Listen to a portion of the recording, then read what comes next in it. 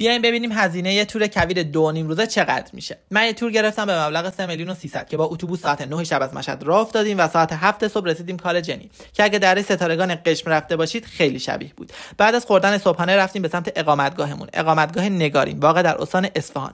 نهار چالوگوش شتر بود. بعد از نهار برنامه کویر مس بود که از اقامتگاهمون 1 ساعت و 40 دقیقه راه بود. به محض رسیدن سوار باگی شدیم که یکی از هیجان انگیزترین قسمت‌های سفرمون همین بود. بعد از کلی عکس گرفتن دور آتیش جمع شدیم و به مناسبت چهارشنبه سوری یکم آتیش بازی کردیم و ستاره ها رو دیدیم. برگشتیم اقامتگاه، شام خوردیم. فردا صبح بعد از خوردن صبحانه راه افتادیم به سمت روستای گرمه که پر از نخل‌های خرما بود و در انتهای مسیر چشمه‌ای بود که می‌تونستی ماساژ پا بگیری با این دکتر ماهیا.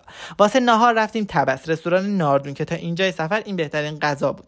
طبق معمول بعد از غذا من تو اتوبوس بیهوش شدم و ساعت 8 شب با صدای آهنگ بیدار شدم. کلی رقصیدیم و شام نیمرو زدیم و در خسته‌ترین حالت ممکن ساعت 1 شب رسیدیم مشهد. راستی ریز قیمتا رو هم تو کپشن نوشتم. بای.